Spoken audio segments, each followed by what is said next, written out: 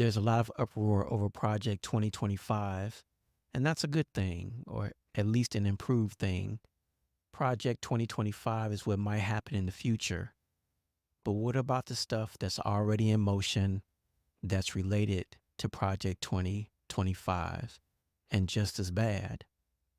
We don't have time to do a deep dive, but we'll just trace a small circle of recent events that lead back to this project. So, what is Project 2025 anyway? It is a blueprint for changing our civil service administrative state into a sectarian monarchical state.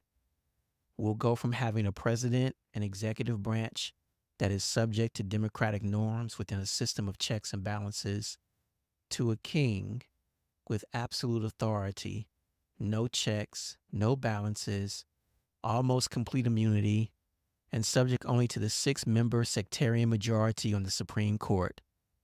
So what does all this mean?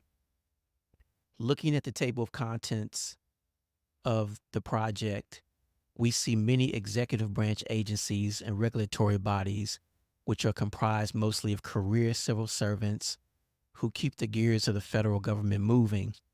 They are nonpartisan, meaning no matter who is in office, they serve the American people, not any political party.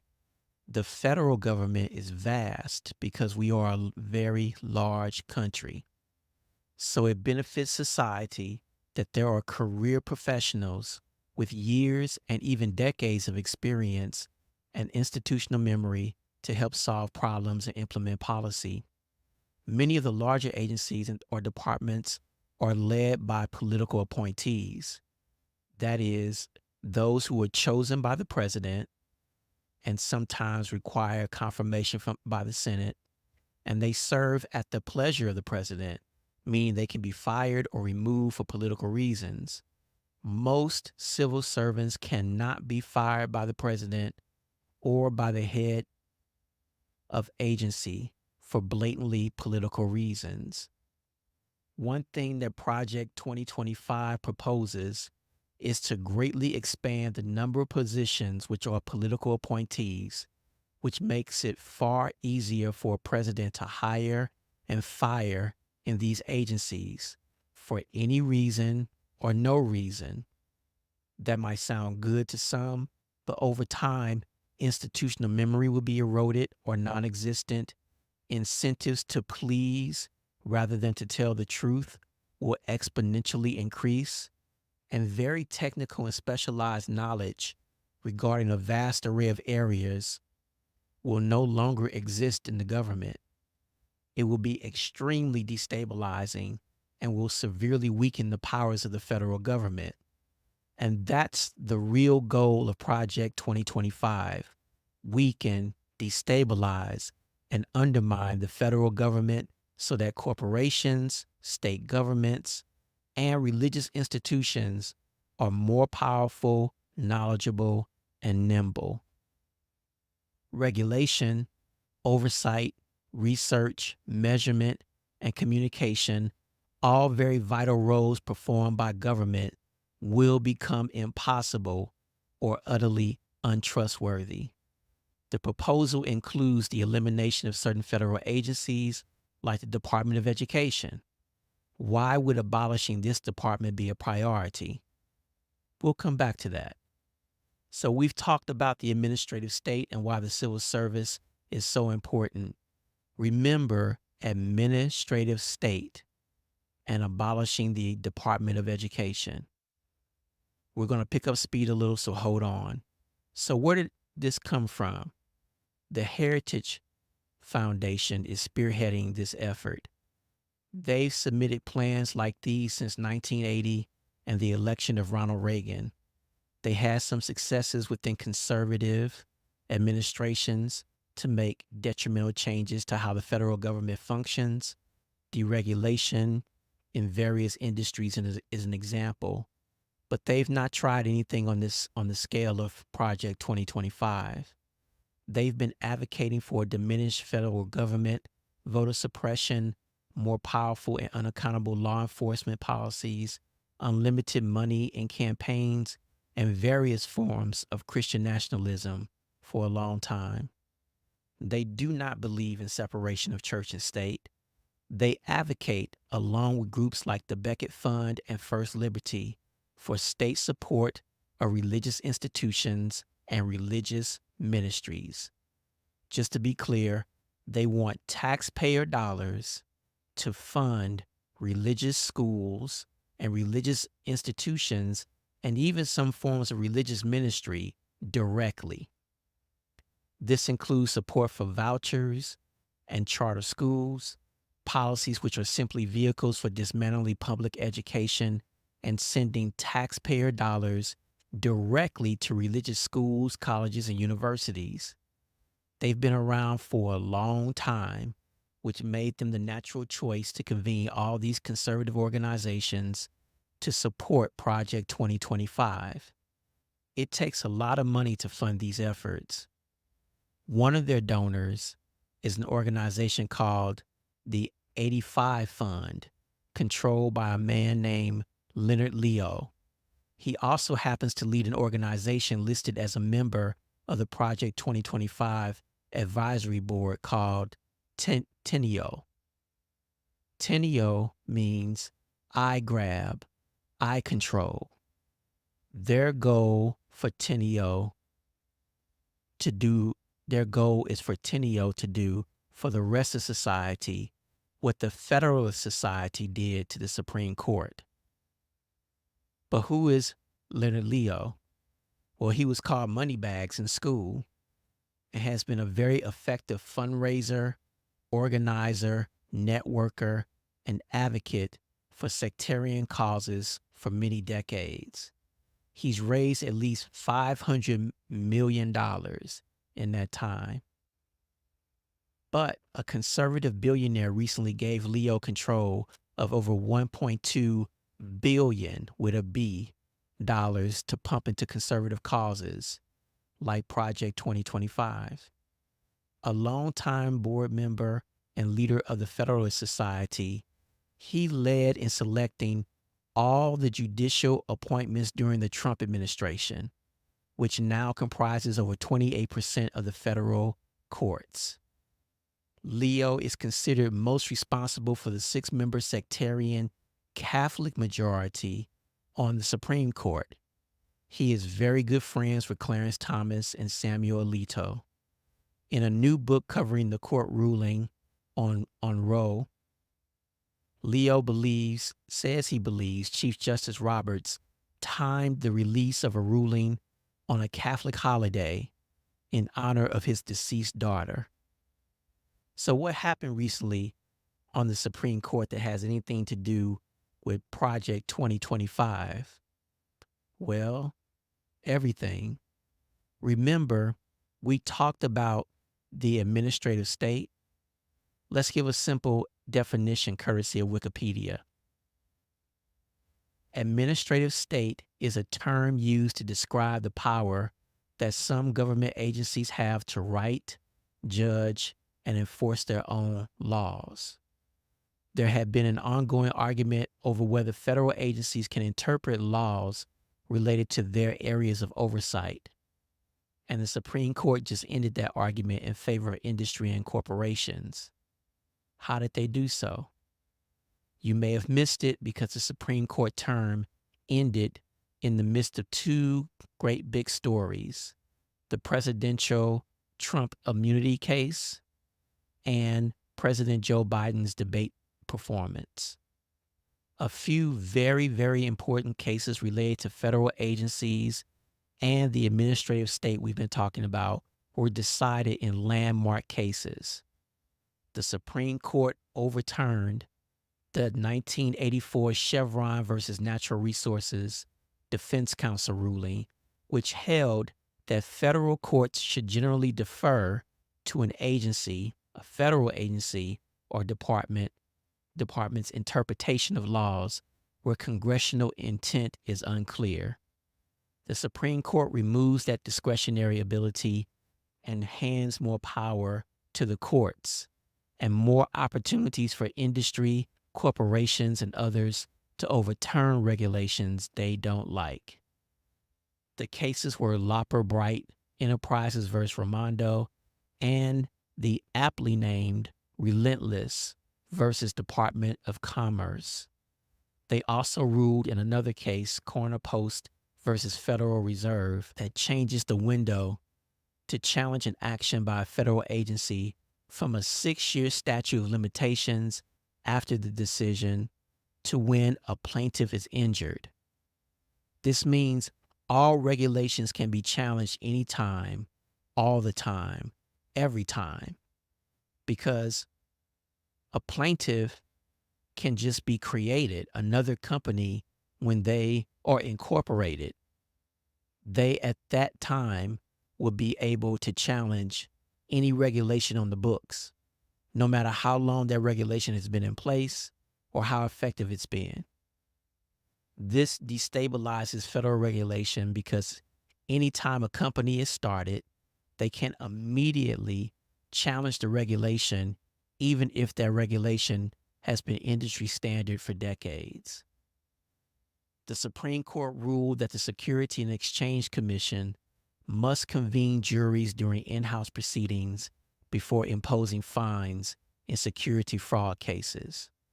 The ruling severely weakens oversight of Wall Street, hedge funds, venture capitalism, and the entire finance industry. This is expected to affect other federal agencies by forcing them to adopt bureaucratic processes that will allow big industries to run out the clock or overwhelm regulators. These rulings severely undermines the administrative state through the judiciary, the same thing Project 2025 seeks to do through the executive branch.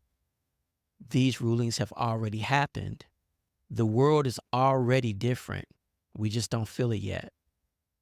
In a previous term, in another 6-3 opinion, the Supreme Court ruled in Carson-Macon that state government had to support religious schools in Maine because it supports non-sectarian public schools.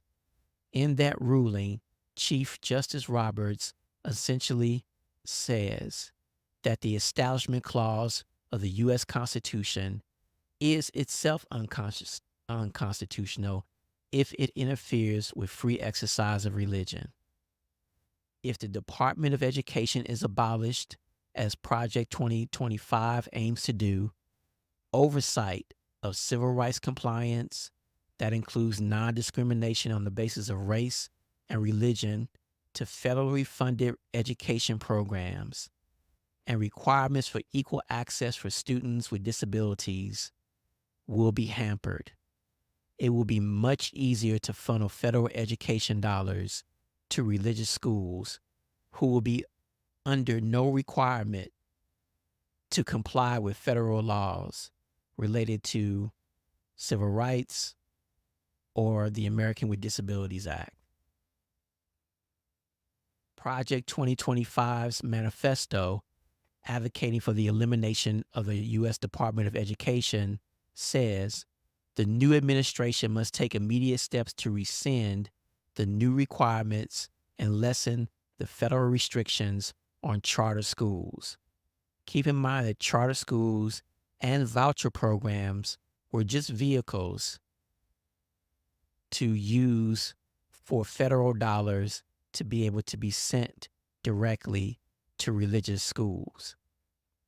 Again, quoting from Project 2025's manifesto, all families should be able to take their children's taxpayer-funded education dollars to the education providers of their choosing, whether it be a public school or a private school.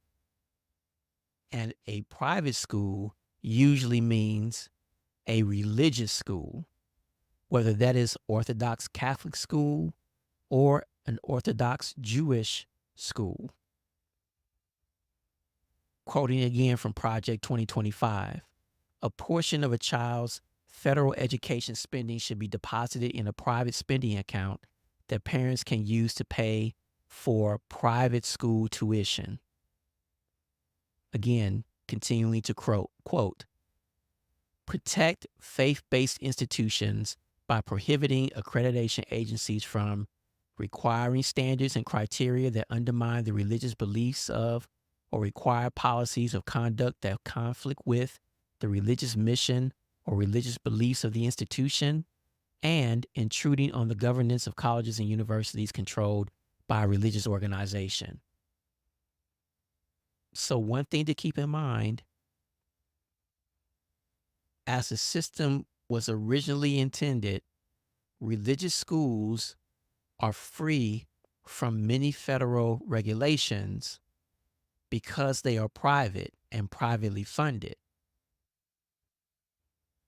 But now religious institutions and organizations like those who have signed on to Project 2025, they want to kind of break that agreement and basically say that the state should be able to fund religious institutions, religious schools, religious doctrine, and not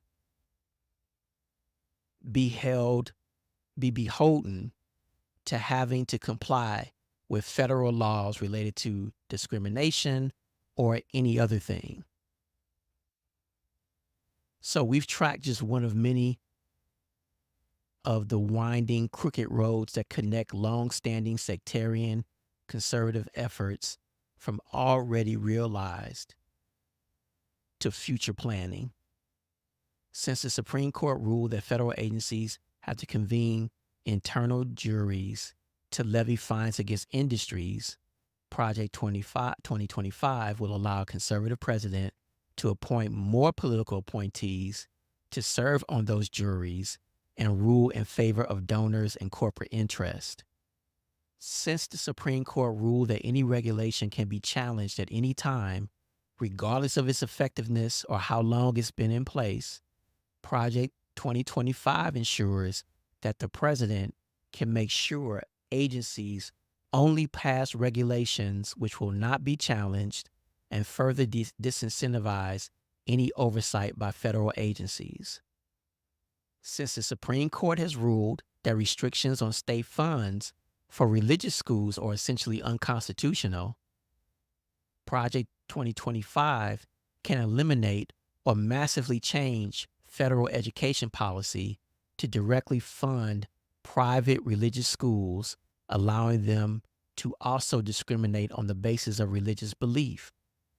Meanwhile, they can underfund public schools, thereby hurting Black children and students with disabilities. We need to look at these developments not as episodes, but as relentless, coordinated attacks by ruthless adversaries. Justice Ketanji Brown Jackson wrote in one of her dissents, "The discerning reader will know the court has handed down other decisions this term that likewise invite and enable a wave of regulatory challenges, decisions that carry with them the possibility that well-established agency rules will be upended in ways that were previously unimaginable." She's encouraging us to look at these issues not as episodes, but as systemic problems. Project 2025 is important, but it is one aspect of winding, twisting, corrupt initiatives to destroy democratic civil society and separation of church and state, and replace it with a medieval, magisterial, monarchical, sectarian state. Most of the coverage of the Trump immunity cases have said that the Supreme Court turned the presidency into a monarchy. That well may be true, but who is more powerful, the king or the kingmakers? Justice Brown Jackson, in another dissent, wrote, "The court today transfers from the political branches to itself," meaning to the Supreme Court, "the power to decide when the president can be held accountable." So when we think of Christian nationalism, we mostly think of white evangelicals, the Seven Mountains mandates, and the New Apostolic Reformation. And these influences are indeed important to highlight and to examine and to expose. But Chief Justice John Roberts is a Christian nationalist. Justice Alito and Thomas are Christian nationalists. The Heritage Foundation, the Beckett Fund, the Federalist Society, and everyone in that network involved in Project 2025 are Christian nationalists.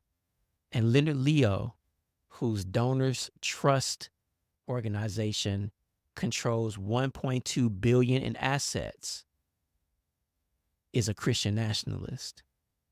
And his aptly named Tino, I grab, I control, is a fit summary of the ultimate goals of this movement: perpetual power grabs. And to stop this, we've got to do more than just vote.